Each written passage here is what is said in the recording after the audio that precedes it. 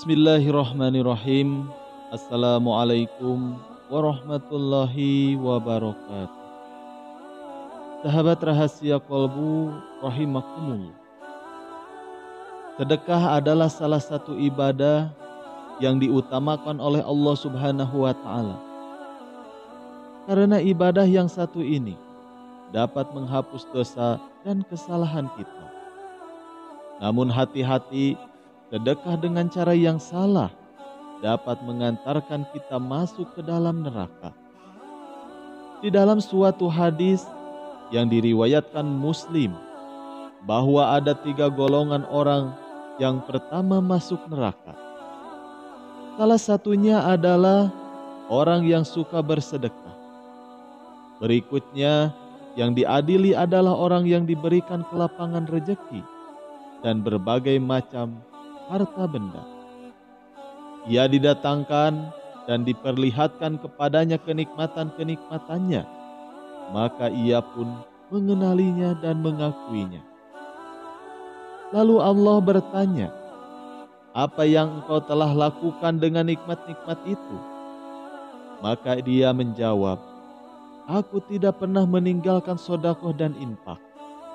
Semua jalan yang engkau cintai, melainkan pasti aku melakukannya semata-mata karena engkau." Allah berkata, "Engkau dusta. Engkau berbuat yang demikian itu supaya dikatakan seorang dermawan dan murah hati.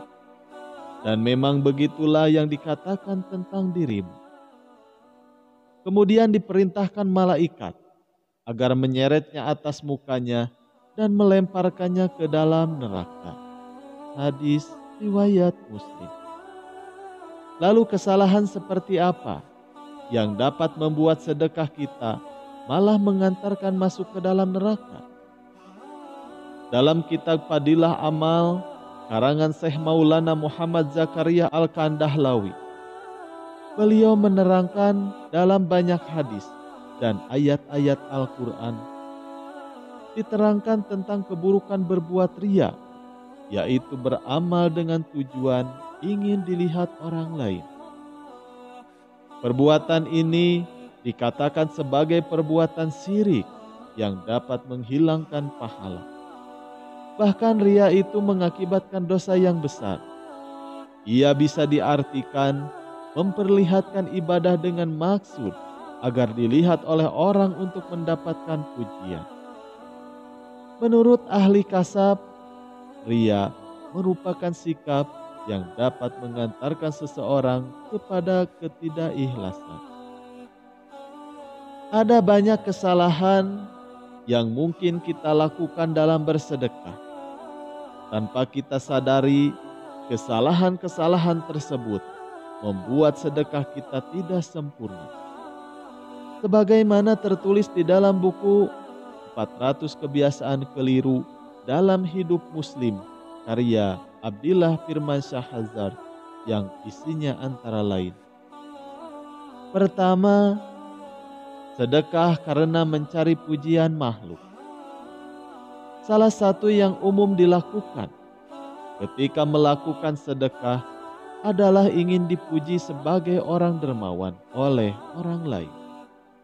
Atau mungkin ada juga orang yang bersedekah tidak sadar di dalam hatinya terbersit rasa ingin dipuji. Walaupun sebenarnya dia tidak bermaksud seperti itu, hal tersebut akan menjadikan sedekahnya sia-sia dan tidak mendapatkan pahala di sisi Allah Subhanahu wa taala. Bahkan dalam sebuah hadis disebutkan bahwa orang-orang yang bersedekah untuk mendapatkan pujian makhluk, maka tempatnya adalah neraka. Seperti yang dijelaskan di dalam hadis riwayat Muslim di atas. Lalu yang kedua, menunda-nunda sedekah. Setiap rezeki yang datang kepada kita, baik itu berbentuk uang, harta benda, makanan, dan sebagainya, sebaiknya kita menyadari bahwa dalam setiap rezeki yang kita terima di sana ada haknya orang lain. Kewajiban kita adalah memberikan hak orang lain itu sesegera mungkin kepada yang dianggap berhak sebagai sedekah kita. Kita kadang lupa atau bahkan menunda-nunda untuk berbuat baik. Salah satunya adalah sedekah. Barulah ketika dalam kondisi sakit, kekurangan harta, dan hidup tidak berguna lagi, manusia menyesal seutuhnya.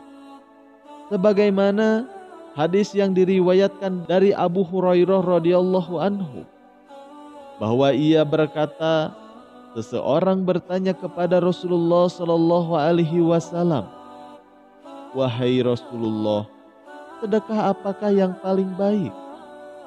Maka Rasulullah sallallahu alaihi wasallam menjawab, "Engkau bersedekah ketika masih dalam keadaan sehat lagi kaya, sangat ingin menjadi kaya dan khawatir miskin. Jangan kau tunda hingga ruh sudah sampai di kerongkongan, baru berpesan untuk si fulan sekian dan untuk si fulan sekian.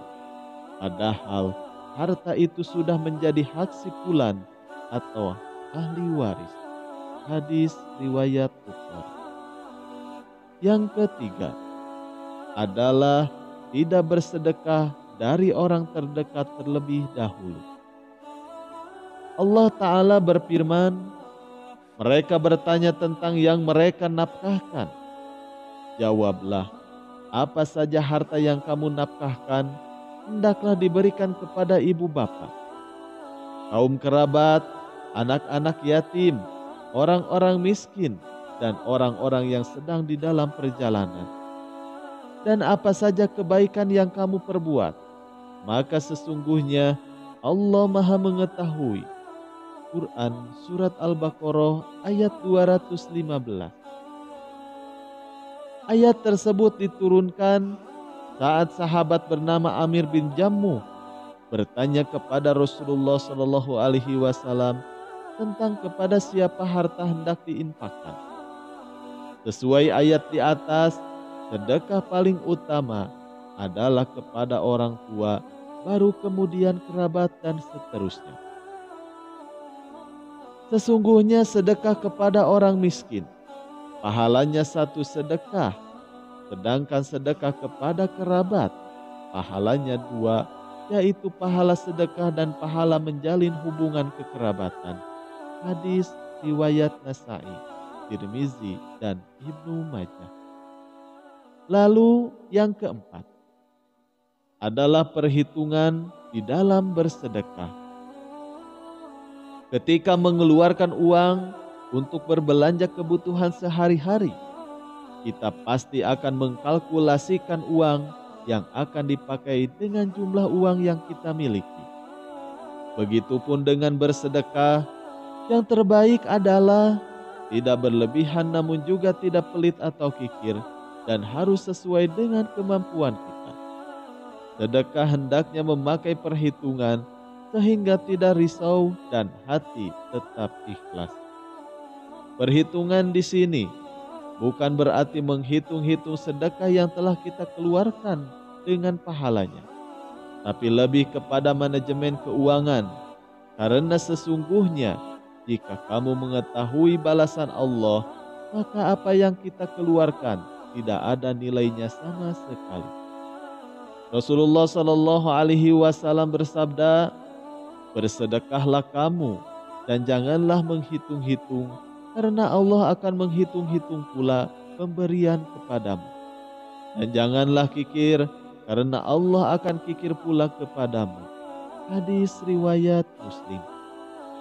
Lalu yang kelima, mengungkit-ungkit sedekah. Kebiasaan yang tidak terpuji yang seringkali dimiliki oleh orang yang bersedekah adalah mengungkit-ungkit kembali kebaikannya. Ia merasa mempunyai jasa atas pemberian yang dilakukan, padahal itu akan menjadikan semua pahala dari sedekahnya terhapuskan. Jika suatu hari terjadi konflik dengan seseorang yang disedekahkan, biasanya orang seperti ini akan mulai mengungkit-ungkit kebaikannya. Seperti dijelaskan di dalam firman Allah Ta'ala, orang-orang yang beriman Janganlah kamu menghilangkan pahala sedekahmu dengan menyebut-nyebutnya dan menyakiti perasaan si penerima. Quran Surat Al-Baqarah ayat 264. Wallahu a'lam bishawab. Sekian yang bisa kami sampaikan. Semoga bermanfaat. Wassalamualaikum warahmatullahi wabarakatuh.